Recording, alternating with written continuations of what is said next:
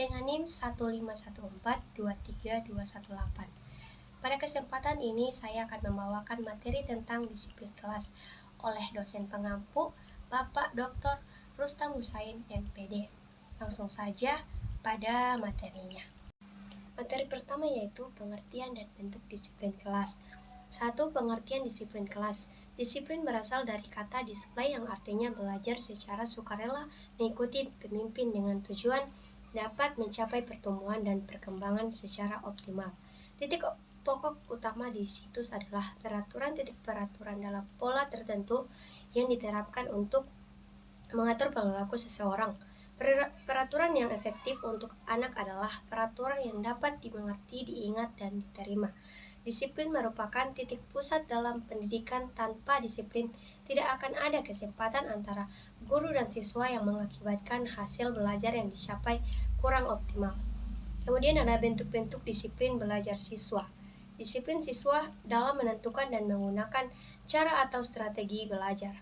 Yang kedua ada keberhasilan siswa dalam studinya, dipengaruhi oleh cara belajarnya. Siswa yang memiliki cara belajar yang efektif memungkinkan untuk mencapai hasil atau prestasi yang lebih tinggi daripada siswa yang tidak mempunyai cara belajar yang efektif. Siswa yang memiliki disiplin dan belajarnya akan berusaha mengatur dan menggunakan strategi dan cara belajar yang cepat baginya. Selanjutnya tentang strategi dan faktor yang mempengaruhi penanaman disiplin kelas. Yang pertama yaitu strategi penanaman disiplin kelas. Strategi yang dapat digunakan dalam penanaman disiplin kelas tersebut antara lain: 1. Dengan model contoh yang diberikan oleh guru kepada peserta didik. Menerapkan peraturan pada tab-tab yang fleksibel, yang nyaman dan tidak membuat peserta didik merasa tertekan selama proses pembelajaran. Menyesuaikan peraturan dengan psikologi dan perkembangan anak, melibatkan peserta didik dalam perbuatan aturan supaya siswa merasa memiliki tanggung jawab terhadap peraturan yang dibuatnya sendiri. Meski pada kenyataannya peraturan tersebut dibuat dan disepakati bersama. Menjalin hubungan sosial yang baik dengan peserta didik agar tercipta suasana keluarga yang nyaman, mengajarkan untuk hidup menurut prinsip struktur otoritas. Kemudian ada memperlakukan orang tua peserta didik sebagai mitra kerja. Mengatur dan menciptakan suasana kelas dengan baik, pemberian rewards atau penghargaan kepada siswa yang berlaku baik. Yang kedua ada faktor yang mempengaruhi penanaman disiplin kelas. Pertama, faktor yang mempengaruhi kedisiplinan siswa. Ada beberapa faktor yang mempengaruhi penanaman disiplin pada siswa, baik faktor internal maupun eksternal. Yang kedua ada faktor internal yang mempengaruhi kedisiplinan adalah: 1. Kesadaran diri atau kesadaran yang muncul secara spontan di dalam diri seseorang. Disiplin akan lebih mudah diterapkan jika itu dihasilkan dari kesadaran masing-masing untuk terus bertindak sesuai dengan aturan tanpa paksaan dari luar. Yang kedua, minat merupakan dorongan yang mengikuti aturan yang ada tanpa pengaruh dari luar. Minat berasal dari internal seseorang dan hasilnya timbul dari lingkungan sekitar. Lingkungan berdampak besar pada minat yang berkembang, baik positif maupun negatif. Yang ketiga ada tanggung jawab. Seseorang yang mandiri akan menyelesaikan tugasnya dengan disiplin yang tinggi karena ia merasa bertanggung jawab.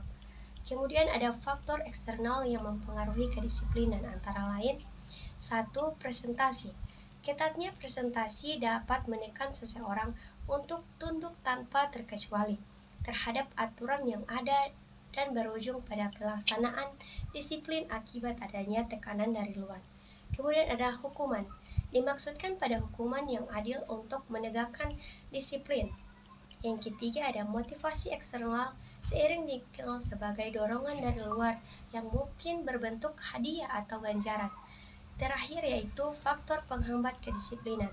Orang tua kurangnya perhatian terhadap perilaku tidak disiplin siswa karena kurang terbiasa disiplin. Ini mungkin akibat orang tua yang terlalu sibuk bekerja dan lalai menanamkan rasa disiplin pada anak-anak mereka. Materi selanjutnya yaitu upaya menegakkan disiplin kelas. Yang pertama, pihak siswa. Peranan siswa dalam menciptakan suasana disiplin dalam kelas tak pentingnya, karena faktor utama adalah siswa sendiri dan siswa merupakan subjek dalam pembelajaran. Untuk itu ada beberapa hal yang harus diperhatikan siswa dalam mewujudkan disiplin dalam kelas. Antara lain, yang pertama yaitu siswa hendaknya memiliki rasa tanggung jawab sosial untuk turut serta menciptakan suasana disiplin di dalam kelas. Yang kedua, siswa hendaknya memiliki kesadaran untuk mentaati aturan atau taat tertib sekolah, bukan karena rasa takut atau karena merasa terpaksa. Kemudian, siswa jangan merasa diawasi oleh guru dalam melaksanakan kedisiplinan. Berikut, siswa hendaknya bertindak sebagai pengawas atau pengontrol dirinya sendiri tanpa harus diawasi oleh orang lain.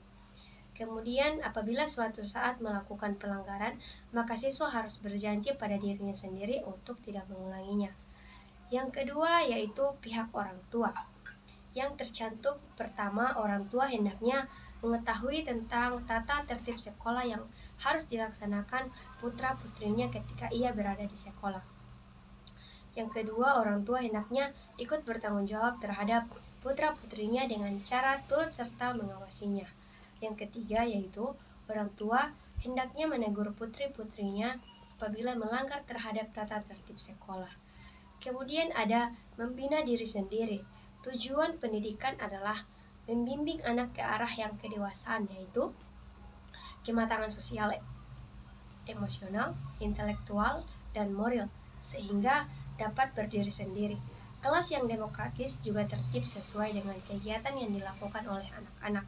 Ketertiban tercapai bukan dengan kekerasan atau paksaan dari pihak guru, melainkan karena anak-anak patuh akan peraturan. Ketertiban itu akan tetap mereka pelihara sekalipun tidak ada guru di dalam kelas yang mengawasi mereka. Apabila anak-anak itu telah sanggup disiplin sendiri, maka dengan demikian mereka telah melangkah menuju ke arah kedewasaan.